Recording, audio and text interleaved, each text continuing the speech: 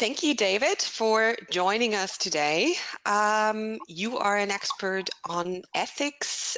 You've worked a lot with ethics in research, ethics and innovation in the context of the European Union framework programs, but also in the context of your role in advisory boards and ethics boards for many organizations. Maybe let's just start very generally. Why are ethics such an important issue in research and innovation? And are there differences between innovation and research when we talk about ethics? I think the reason ethics are important is because most innovation is related to people and impacts on people or the environment, particularly in certain ways. And so that immediately starts to trigger ethical issues that could arise from that innovation or development or whatever. I think you mentioned something about differences between ethics in research generally and ethics in innovation. Ethics in research generally, really, that's ethics being used in connection with known situations and established ethical codes, protocols, and legislation for carrying out research, conducting research.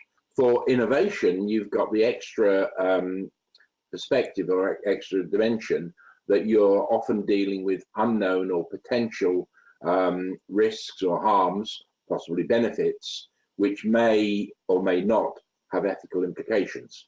And so it's important to consider those in a somewhat different way because you don't have the clear ethical guidelines that you would have for doing normal research.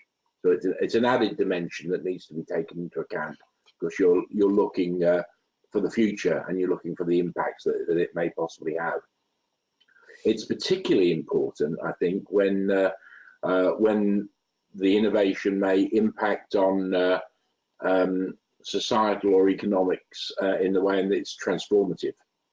In other words, if you're looking at a potentially disruptive technology that could have impacts that you may not be clear about at the time. Have you noticed in your work that with the increasing speed of innovation and more disruptive emerging technologies coming up, the awareness in organizations for consideration of ethical issues has also increased? Or is this something that has not kept pace to your impression? I would say it has increased. I don't think it's kept pace, but I do think it's increased.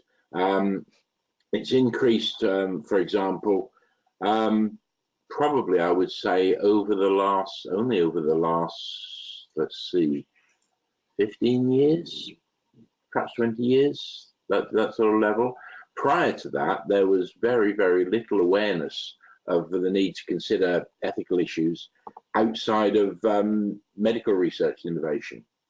There it has been for much longer, obviously, but prior to that, other areas, whether it's social science, whether it's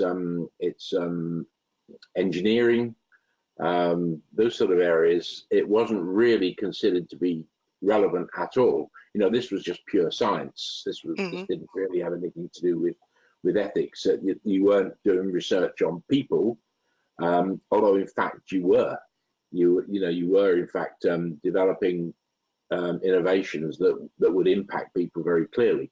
And that slowly developed as greater awareness. I think, to be honest, the European Commission has had quite a lot to do with that, with the Horizon 2020, 7th framework, 6th framework programs have all impacted on that because from the introduction of a required sort of ethics assessment of all the proposals that are submitted, and the feedback that went back to the researchers has gradually made them aware of that.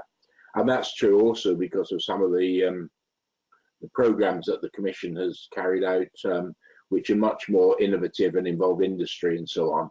So that's helped as well. So I do think there's an increased awareness, there's an increased understanding, and the concept of responsible research and innovation is now reasonably well understood. It's also having an impact, of course, from an economic point of view. And you find that companies and industries that do give consideration to the ethical impact of their innovations tend to be more successful than those that don't. As you know, in the Living Innovation project, we're specifically dealing with emerging technologies that are in our homes. So we're looking at smart homes, we're looking at also smart health applications, fitness, preventive health applications that are coming to our homes, and that are therefore very close to everyday life, and what we can do, how we want to live at home. Mm-hmm. What are the critical ethical issues specifically in that area that you see coming up on policy agendas, or that concern you very personally at the moment? So the sort of ethical issues that I think are of particular concern in that sort of area are things like unintended adverse consequences for individuals and for society. I would say that's probably top of the list of things that need to be thought about. Stigmatization or exclusion of certain sectors of society depending on their access to technologies. So, I mean, we're already seeing that in society now with, for example, banking. It's very difficult in the UK at the moment to find a high street bank that you can go into and do transactions in the way that people always have done. Many of them have closed down, and you have to access them online. And so you have to do most of your banking online nowadays. The same's true of lots of government services. They're moving in that direction. Even the Inland Revenue is doing the same sort of thing, saying you're going to have to file your tax returns online. And it goes right across lots and lots of areas. Now, there are some people for whom that is really difficult. People who have learning difficulties, for example, people who are very elderly. So there are groups in society where they don't have the access to this technology or wouldn't know how to use it if they had. And I think it's important to think about ways in which they can be helped. I mean, this may be a government thing, but I think there are also responsibilities on companies and industry as well to help support those sort of provisions, so that while society generally is moving in a particular direction, there are safeguards or safety nets for other people. Another area that's important from an ethics point of view is the impact on privacy, autonomy, and human rights.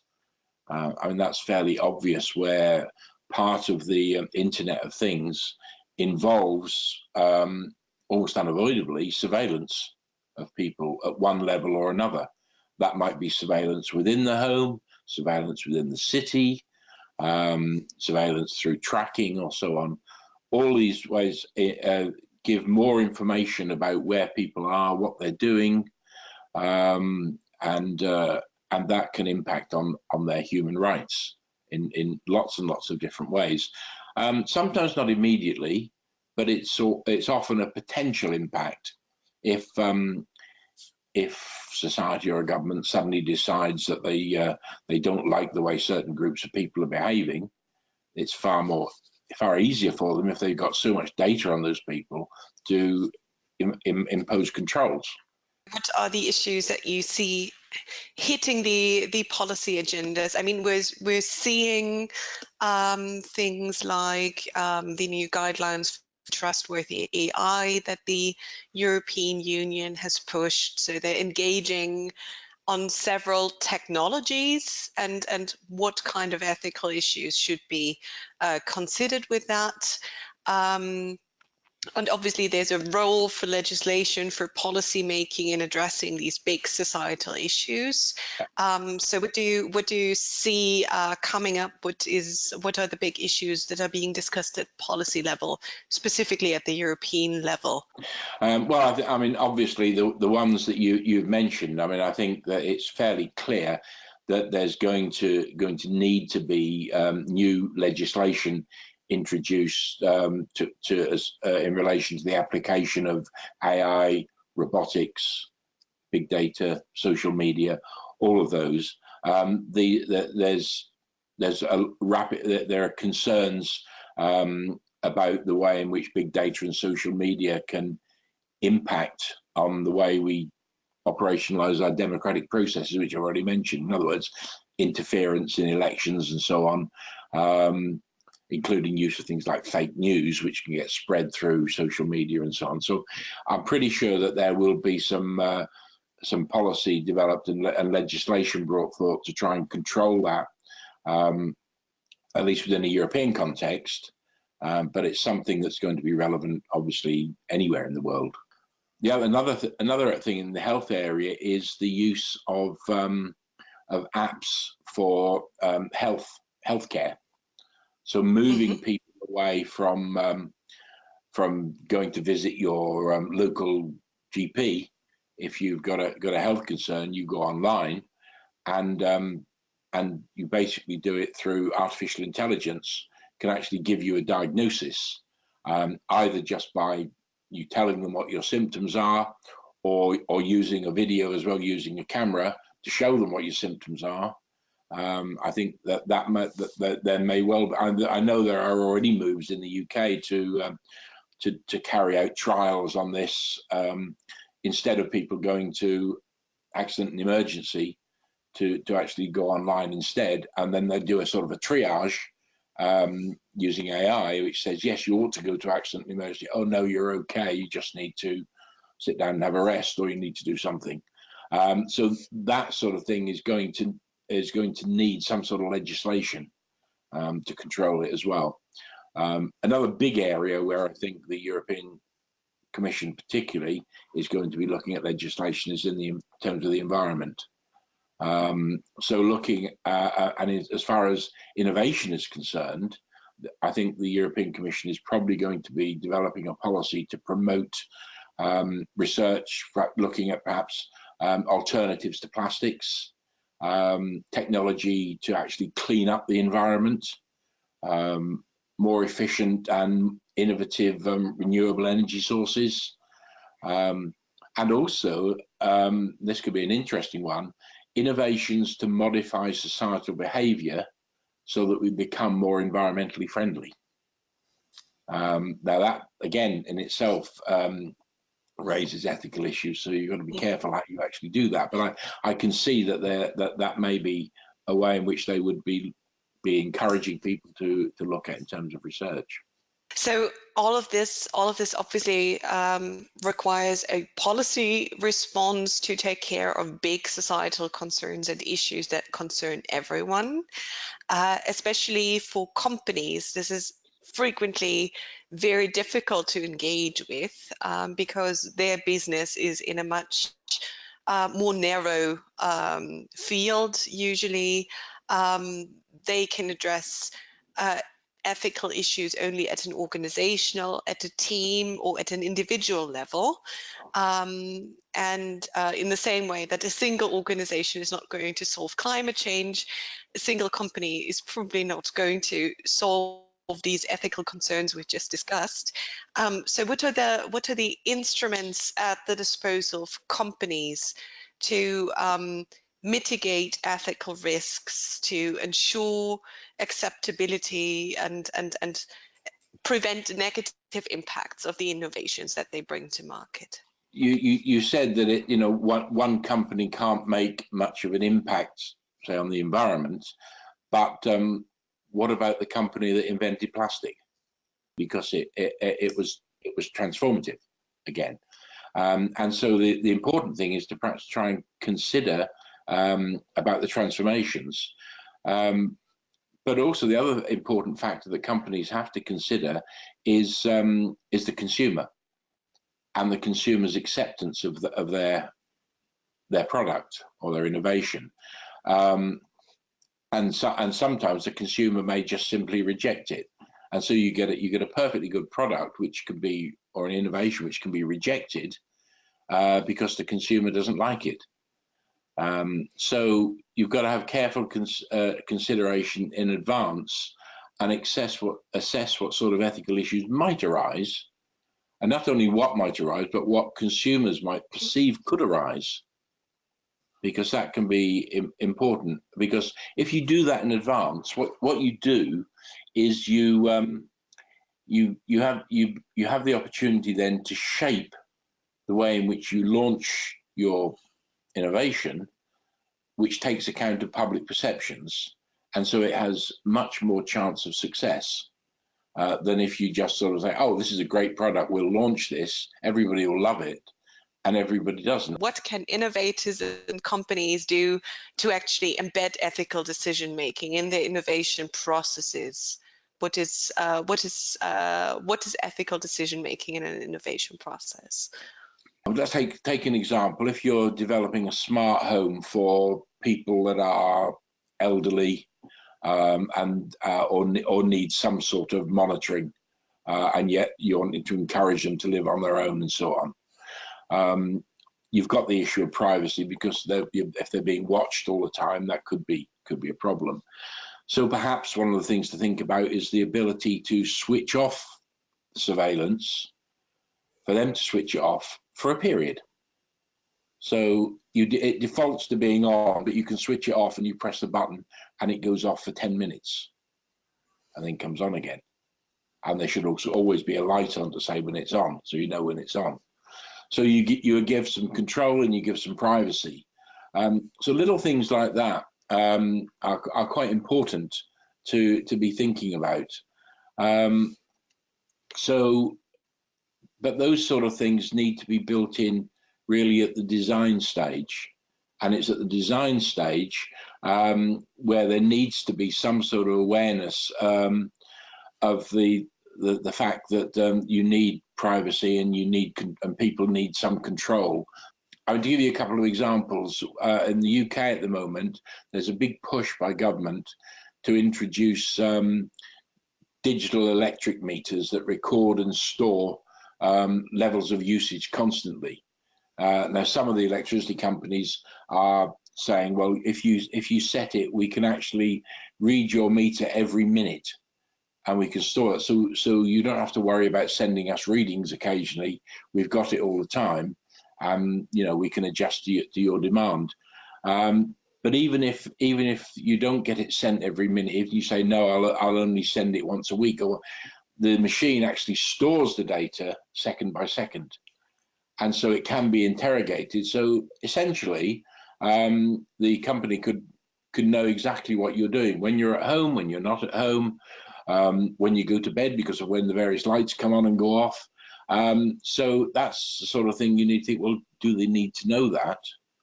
And perhaps design things so that they don't store all the data anyway, because it's not necessary. I mean, just to finish off the point that you were you mentioned before, you were talking about what could industry do initially to make sure they take these things into account. I would say once you've got identified a clear, innovative concept and you know what you want to do and you think you know how you're going to do it, then at an early stage in that development, the industry should consider as a priority to hold something like a 1 or 2 day what could possibly go wrong event, and discuss how the innovation might evolve over time. In particular, how it might impact on or transform human behavior, societies, minority groups, human health, environment, safety, opportunities for malevolent behavior, criminal activities, espionage, weaponry, all those sort of things. And then where negatives are identified, to take time to give consideration as to how safeguards might be built into the technology from the beginning. To build this kind of awareness into innovative companies or innovative organizations of all kinds, do we need basically new kinds of roles within companies, the ethics experts in the innovation teams, or is this an additional layer of expertise that every innovator engineer should actually acquire in future? Where do you see that heading? I would think, as far as companies are concerned, it's far better to have somebody who is, if you like, responsible for ensuring that gets implemented in the company. So you could have a director of responsible research and innovation, for example, whose actually role that is to think about it, to try and get every engineer or scientist actually doing that is quite difficult. I mean, some of them are so focused on what they're doing, to get them to think outside the box is quite difficult sometimes. And that's fair enough. It's quite hard to do that all the time. But there should be somebody there who can say, hey, have you thought about this? Have you thought about that? As I said, I've been involved in doing the ethics reviews for the European Commission from 2002. I mean, I was actually responsible for setting up the whole process that covered all research, and just seeing the way in which people respond by saying, "Oh, I hadn't thought of that at all." And when you ask them the question, they go away and think about it and come back with some answers. And you think, well, yeah, the answers are there. They just haven't thought about them. And gradually that develops, and you can then develop if you like, it becomes part of the company culture. So I think it has to be a slower process. It's far better than just sort of legislating for it all the time. I don't think that's a good way to go. To have a code is useful, but if it's a sort of severe code that's restrictive, I don't think that's terribly helpful either, which is why it's useful to have somebody there who can nudge people and get them to move in the right direction. Where do you see the role for informal and formalized structures within organizations that innovate a lot? I think a lot of companies are actually struggling with finding that balance between introducing additional bureaucratic burdens and actually effectively dealing with ethical concerns as they arise. Yeah, it's quite tricky. I mean, it's checklists do have a place, but checklists just become a checklist, and you go through and you go, oh yeah, and you don't really think about it. What you're thinking about, and your goal is to complete your checklist. You're not really thinking about what that checklist is there for. It just becomes, as you said, another bureaucratic burden that you want to deal with, get out of the way, so that it's not it's sorted and you can get on with the work that you're doing. Whereas the more informal, and not just informal but interactive, where you're interacting with another individual, makes the issues much more real. Thank you very much for sharing your insights.